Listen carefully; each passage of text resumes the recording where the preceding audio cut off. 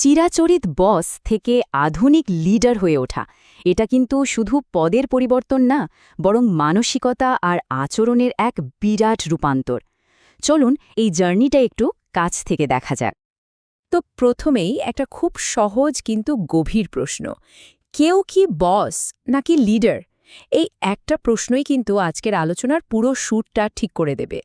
এটা আসলে নিজেদের কাজের ধরনকে নতুন করে ভাবার একটা সুযোগ। এই যে পুরো জার্নিটা, এটাকে আমরা 5টা ধাপে দেখব।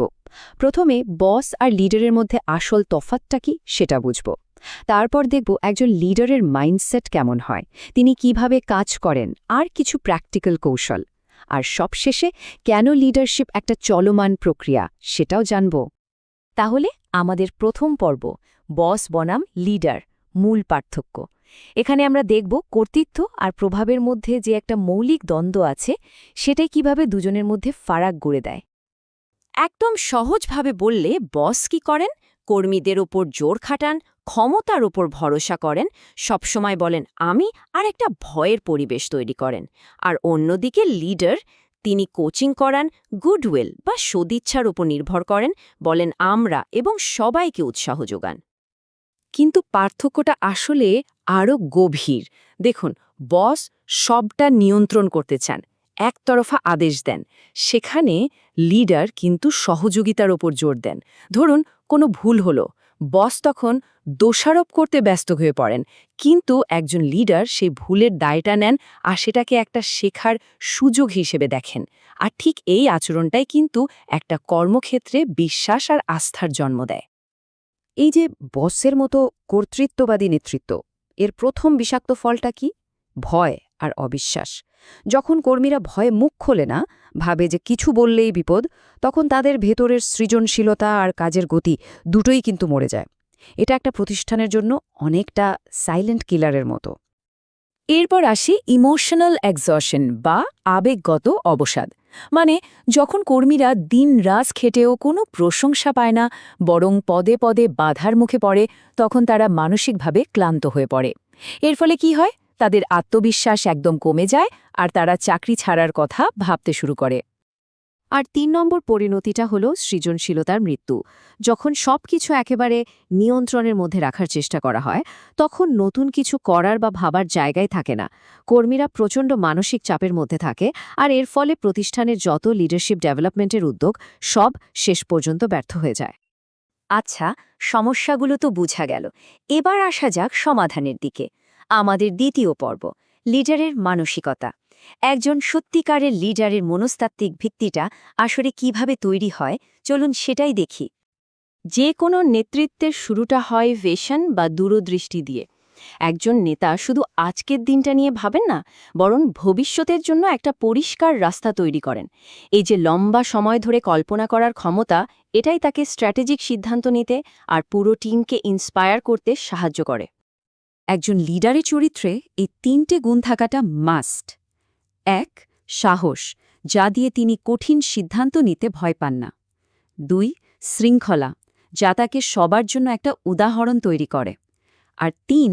রেজিলিয়েন্স বা ঘুরে দাঁড়ানোর ক্ষমতা, যা দিয়ে তিনি ব্যর্থতাকে বিপদ না ভেবে শেখার সুযোগ হিসেবে দেখেন। এই গুণগুলো ছাড়া নেতৃত্ব আসলে অসম্পূর্ণ। আসল নেতৃত্ব কিন্তু ক্ষমতার জোরে আসে না, আসে মানবিক সংযোগ থেকে। এর একদম মূলে আছে মানসিক আর সামাজিক পরিপক্কতা, মানে সহানুভূতি, ধৈর্য, নম্রতা। এই গুণগুলোই একটা টিমের কাছ থেকে দীর্ঘমেয়াদী আনুগত্য আর ভালোবাসা আদায় করে নেয়। এবার তৃতীয় পর্ব, কর্মক্ষেত্রে নেতৃত্ব। লিডারের মাইন্ডসেট তো বোঝা গেল, কিন্তু সেটা তার প্রতিদিনের কাজে কিভাবে ফুটে ওঠে? কিভাবে একজন লিডার কাজকেন্দ্রিক অ্যাপ্রোচ থেকে সরে এসে মানুষকেন্দ্রিক হয়ে ওঠেন? চলুন সেটাই দেখি। মিচিগান ইউনিভার্সিটির একটা ক্লাসিক গবেষণা আছে, যেটাই পার্থক্যটা খুব সুন্দরভাবে দেখায়। বসের মতো যারা কাজকেন্দ্রিক, তারা খালি সুপারভিশন, শাস্তি দেওয়া আর সমালোচনা নিয়ে ব্যস্ত থাকে। অন্যদিকে লিডাররা কর্মীকেন্দ্রিক হন। তারা কর্মীদের ভালো থাকা, তাদের ব্যক্তিগত উন্নতি আর তাদের হাতে দায়িত্ব তুলে দেওয়ার উপর জোর দেন। আর দীর্ঘমেয়াদে এটাই কিন্তু অনেক বেশি কার্যকর।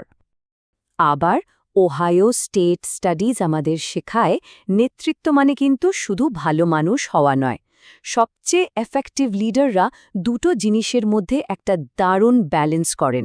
এক হলো ইনিশিয়েটিং স্ট্রাকচার, মানে কাজের কাঠামো, ভূমিকা, লক্ষ্য এগুলো পরিষ্কার করে দেওয়া, আর দুই হলো কনসিডারেশন, মানে পারস্পরিক আস্থা, সম্মান আর কর্মীদের অনুভূতিকে গুরুত্ব দেওয়া। এই দুটোই যখন একসঙ্গে থাকে তখনই সেরা নেতৃত্ব তৈরি হয়। চলে এলাম আমাদের চতুর্থ পর্বে, প্রায়োগিক রূপান্তরণের কৌশল। থিওরি তো অনেক হলো, এবার চলুন কিছু স্পেসিফিক বাস্তবসম্মত কৌশল জেনে নিই, যা দিয়ে আস্থা, সহানুভূতি আর ক্ষমতায়ন তৈরি করা যায়। সার্ভেন্ট লিডারশিপ বা সেবক নেতৃত্ব এটা একটা দারুণ দর্শন। এখানে লিডারের মূল লক্ষ্যই হল তার টিমের সেবা করা, মানে নিজের চেয়েও কর্মীদের প্রয়োজনকে আগে রাখা।